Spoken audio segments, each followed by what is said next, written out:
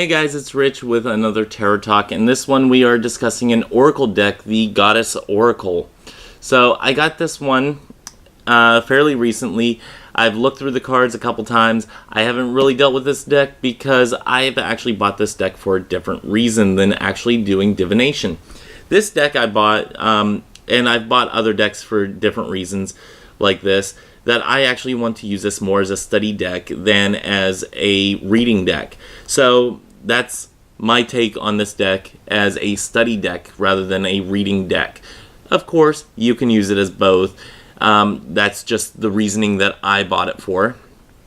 So yes, let me go ahead and preface all of this by saying there is nudity in these cards. So whenever I go to bring you guys down to view the cards themselves, do prepare yourselves for some female nudity. If you are watching this with little kids, you make that decision. That's your call.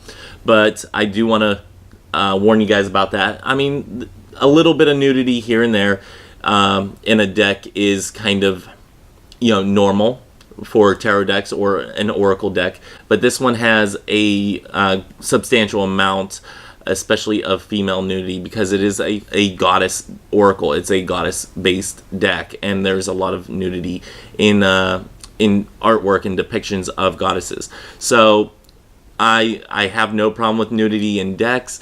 I just want to say that there is nudity in this deck. So if that's something that you find offensive, or that you are watching with little children and you don't want them to see nudity at that age, that's your call, whatever. But I do want to say that first off. Moving on from that, I did buy this as a study deck rather than an oracle deck. So I am absolutely loving that it gives an honest depiction and an honest, like a nice little mythology with them and whatnot. But I'm getting ahead of myself. Let's go into little things about this. This is produced by US Games, and I'm looking on my notes here. This is by Amy Sophia, how do you say that? Marashinsky and Harana Janto. I'm so sorry if I am mispronouncing your names, but I'm not great with names. I'm barely able to talk, apparently. So let's coffee it on up. So anyway, a little bit about the packaging. I will say that this was published in 2006, and US Games was on their game, pun intended. I am loving this deck packaging. I like the little hinge box. US Games usually comes in a, and this is not a US Games one, this is a Los Scarabeo one, but US Games usually does like the little flip-top boxes. I am absolutely loving that they stepped up their game at US Games with a box that is a flip top and a hard cardboard at that. This is a nice hard cardboard box. So with my oracle decks, like I've said before in my previous videos, my oracles usually live in their respective packaging. So I really do appreciate that this came in a nice hard box. So again, nice hard box, flip top at that. Awesome. Thank you, US Games. Little bit of things that you get with the deck is, of course, a companion book. So the companion book gives acknowledgments, a preface, an introduction, and then it talks about visiting the oracle, like a type of meditation. It talks about ritual, which nicely touches on the ritual aspects. It doesn't really go into too much of a detail, and mostly just does a little touch on it and then backs away. So it gives you that starting point of how to look at a ritual and what a ritual entails, but doesn't really go into a lot of the more esoteric or metaphysical properties of a ritual in and of itself.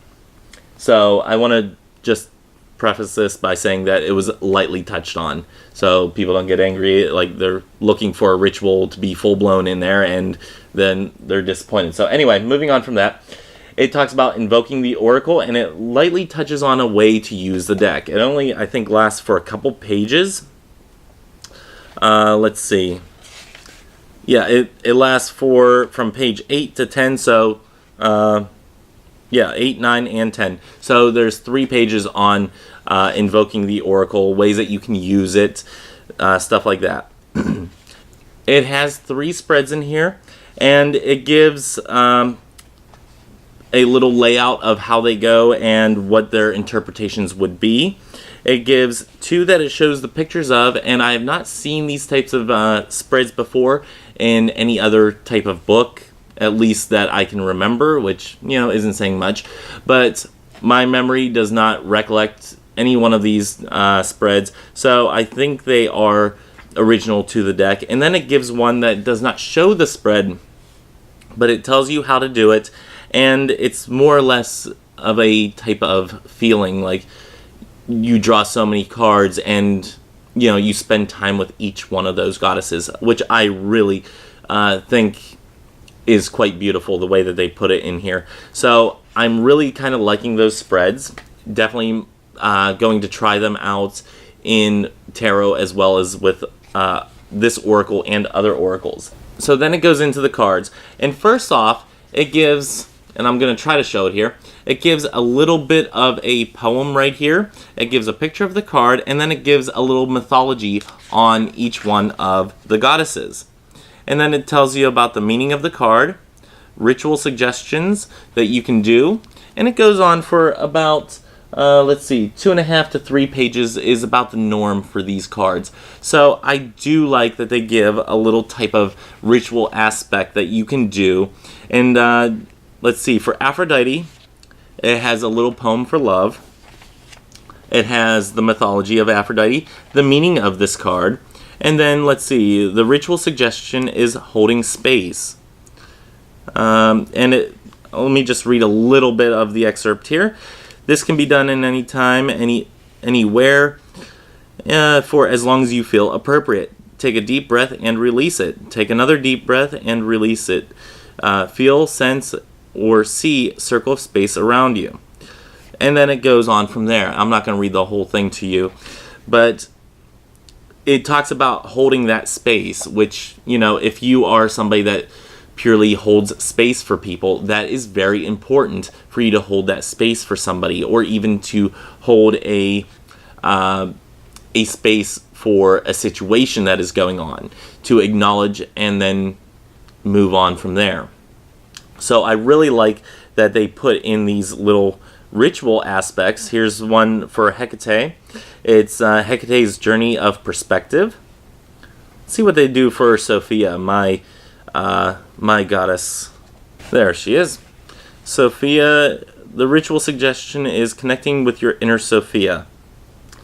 So, yeah, I'm kind of really loving this. I did read this one before, because it talks about going up on top of a mountain, with plants or whatnot. It talks about going to wherever your inner wisdom is and being there with Sophia and discussing what you want to discuss with her. I think it's absolutely beautiful the way that's written. I think it's a great stepping off point to a meditative practice. So fantastic little tiny book that goes along with it. And then at the very back it has 3 pages of bibliography for further study, which is awesome. Loving that. I love bibliographies. So thank you for giving us a place to go and study even further. So yes, it gives you a lot of bibliography information, different books that you can go out and read and whatnot. I love that. I think it's fantastic. I love bibliographies. Totally into that.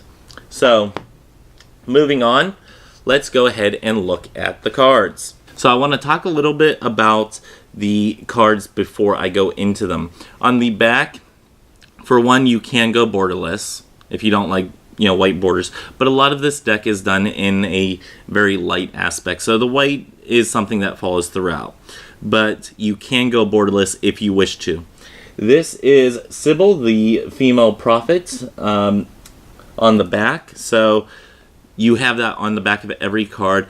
These aren't reversible, but they're not really meant to be reversible. I think these are more meant to be like meditative, more than as an oracle anyway. But I can see using them as an oracle. But for me, I wanted them more as a study of different goddesses. So you have Sybil on the back. They can be trimmed, like I said. But really, would you really need to trim them? Are you shuffling them or using them as an oracle all the time? So one reason you might want to trim them is I have a Rider-Waite-Smith card here, is they are insanely huge. I mean, look at that. You can, yeah. You have a lot of space. Let me just match that on up. If you're familiar with the size of a Rider-Waite-Smith deck, that's the size of this card compared to it. They are enormous cards. Like I said, I don't think I'll be using these as oracles or using them in readings, but I will use them for meditative practice. I will use them for studying practices and whatnot. So I'll go ahead and bring you guys closer. But before I do that, the thickness of the cards, they're not really too terribly thick, but they're not thin like some of the lesser quality cardstocks. So they are with a matte finish. They don't have like too much of a glossiness to them, which is appreciated depending on how you use them and how much you like a glossy finish. I like a glossy finish to a point. I like the thick plastic coating, especially if you're using them as a focal point, or if you're using them near candles, or more particularly water. I wouldn't want to use cards near candles, so that would probably not work either way. Anyway, let me go ahead and take them out. A little bit about the box here before I go any further is they do sit well in the box, but they're a little bit on the difficult side to get them all out. I mean, you can just turn the box over and they'll pop all out, so that's fine too. Nothing that I can't live with or without. So anyway, I'll go ahead and bring you guys a little bit closer. Okay, so I'm not going to go ahead and say every goddess's name, mainly because I have a problem pronouncing names. So I would have to go ahead and try to find a way to accurately say each name. So I'm just going to go ahead and do a flip through. I will say that the artwork is very nicely done. I like the pastel look. Like I said, there is nudity in this deck, so you will see nudity. Let's see here.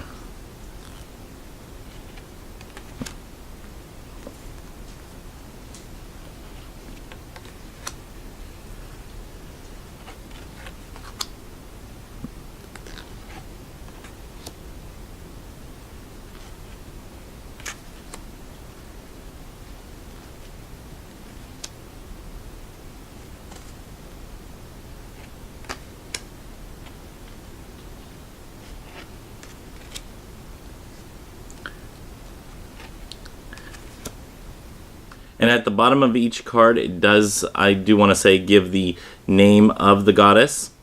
And then it gives a little aspect of the goddess underneath. So that is very appreciated. I love it whenever Oracle decks do that, especially if you don't want to go through and look through the book every single time. Again, like I said, there is nudity in this deck. So if that is something that you are offended by, or that you don't like to see in a deck, it's totally understandable. I would prefer more a male figure being nude in a deck. That's just my preference. But I do appreciate whenever looking at a goddess figure that whenever there is an appropriate amount of nudity needed, that it is given. I think that sometimes people get a little on the modest side whenever it comes to a deck. Like this one is Isis, and it has here as mothering. She is the mothering card, and you can see the mothering aspect as she's breastfeeding. I think that's very appropriate. I know some people get a little bit on the side of modesty whenever it comes to tarot or oracles, and I think this one appropriately does nudity well. So I think it's very appropriate to do that. This is a spirituality. It's not a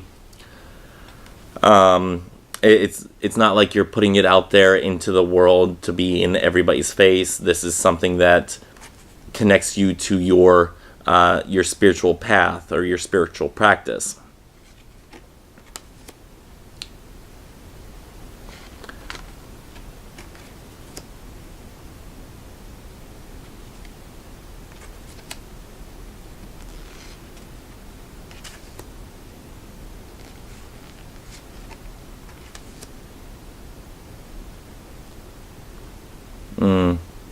Very nice image of the Morgan.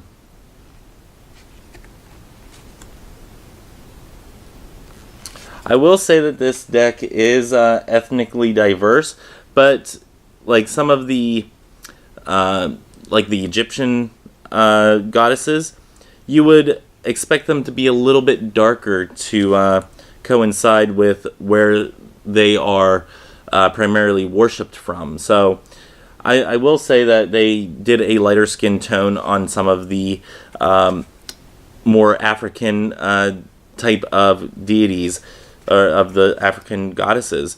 I think that they went a little bit lighter, but I still appreciate that it is ethnically diverse.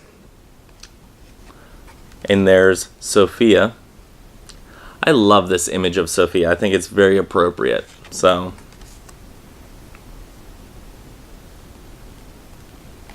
and this is the cover art of the Goddess Oracle.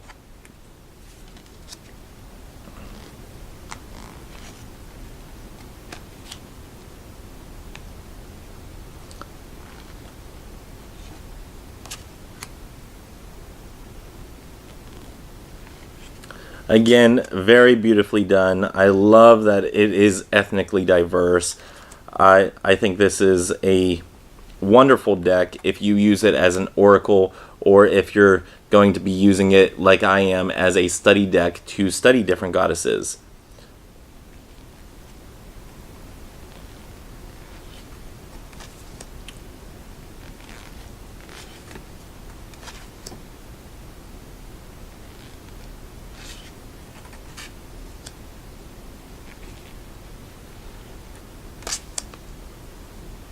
So that is the Goddess Oracle by Amy Sophia Marashinsky and Harana Janto.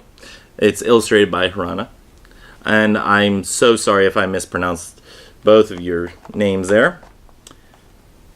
I think this deck is one that will definitely serve its time as a study deck of goddesses, and definitely as a meditative practice.